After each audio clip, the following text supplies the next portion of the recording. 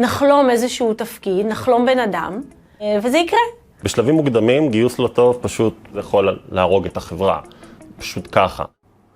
אני קורא לזה הקומנדו סטייל, עם הסכין בין השיניים.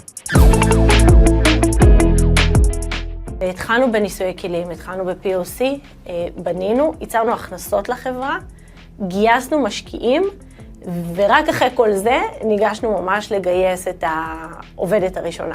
כשמקימים חברה, במיוחד חברה שלא נמצאת במיינסטרים של סוגי הסטארט-אפים, כמו אסטרה, באסטרה אנחנו מתעסקים בעיבוד תמונות לוויין, אז גיוס אנשים הוא תמיד קשה. אם זה מהצד של המשאבים, אין לנו ממש כסף לשלם לאנשים כאלה בהתחלה, ואם זה גם מציאת האנשים עם הרקע הרלוונטי. חלק מהתהליך של להגדיר משרה, זה גם מאוד לדייק לעצמך, מה אתה מחפש? כלומר, איזה 3 דברים אתה רוצה, לפעמים גם איזה 3 דברים אתה לא רוצה, וככל שאתה יודע לכתוב את זה יותר מדויק, זה אומר שאתה גם באמת מוכוון ויותר קל לך לסנן בכן ולא ברור. ולא הגענו למקום הזה. מבחינת התיאור תפקיד המדויק, זה היה די קל לדעת מה אני צריך. היה יותר קשה למצוא את האנשים שיענו על הצרכים האלה. אלה יהיו אנשים שמחוברים למה שאנחנו רוצים להוביל פה, וחזון הארוך טווח של ואלו. אין לך יותר מדי להציע, זה בטוח. ואז באמת נוצרת השאלה איפה עובר האיזון הזה בין להציע יותר מדי, כי אתה מנסה איכשהו להידמות לחברות האחרות, אבל גם לא להפסיד את התחתונים, ובעצם הסטארט-אפ הזה הולך לפח.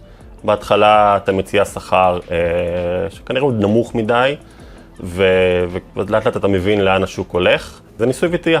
ואיכשהו שהתחלתי לחפש אנשים לתפקיד הזה, וראיתי שלא כל כך קל למצוא, פתאום עלה לי בראש בעצם לפנות לאנשים שאני מכיר, כמו יובל.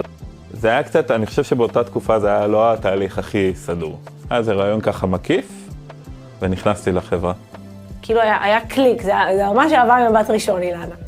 היה חזון מאוד ברור מההתחלה, ועדי ידע לשים אותו על השולחן. לא השאירו אותי בערפל.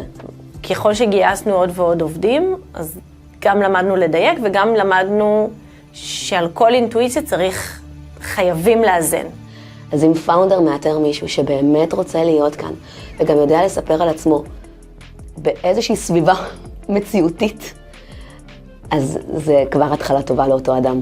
ברגע שאתה קבוצה קטנה של פחות מ-20 איש, כל בן אדם שלא מרגיש שהוא במקום הנכון שלו, זה גם על התוצאות יכול להשפיע.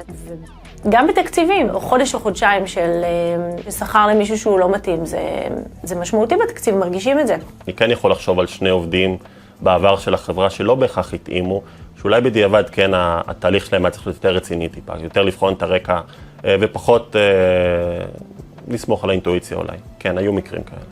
אני חושב הרבה פעמים אנחנו מראיינים מועמד, אנחנו מתלהבים, אנחנו גם נקשרים לבן אדם ומתחברים, ואת השלב של ההמלצות משאירים אותו לשלב האחרון של מין check the box, וזה מסוכן. והדבר השני, לחפש את האנשים שהם גם יודעים לקחת את האחריות ולהוביל, וגם יודעים לתקשר עם כולם. יובל, וזה מה שנורא אהבתי בו, שהוא לעולם לא מתבייש להגיד מה שהוא חושב. אז עם הזמן למדתי שזה משהו שדי קל לראות ברעיונות. ברגע שאתה מתחיל לנהל שיחה ואתה מושך אותו למקומות שאתה מבקש ממנו להביע דעה, אתה יכול ישר לקלוט אם הבן אדם הוא מנסה להביע את הדעה שלו לדבר הזה, או שהוא מנסה לרכב על הדעה שלך. אני תמיד נורא אהבתי להיות בתפקידים שיש בהם השפעה. זה משך אותי, עצם ההובלה ולהיות בצמתי קבלת החלטות. ואני חושב שלאורך הדרך זה גם אגב מה שמשך אותי והשאיר אותי פה. גם אם אתה לא יזם בנפשך, גם אם אתה לא פאונדר בנפשך, אתה רוצה להקים משהו. בעצם העובדה שמישהו הגיע והנגיש לך רעיון ורצה לקחת אותך בדרך, מאוד מדרבן. אז הבנתי שאם אני פונה ככה לאנשים באופן הזה, אנשים שיש להם שליחות מסוימת, אנשים שרוצים לעזור לעולם, ולאורך הדרך כמובן להיות גם בחלק ממסע מההתחלה במיוחד, אז הבנתי שזה כן גורם לאנשים להיקשר יותר לחברה, ואז כל השאלות של השכר או דברים אחרים, זה נהיה, כמובן זה עדיין חשוב תמיד, אבל זה נהיה טיפה יותר שולי. איזה כיף. בסדר גמור. כן? You have it? We have it. Thank you, זה היה מגניב.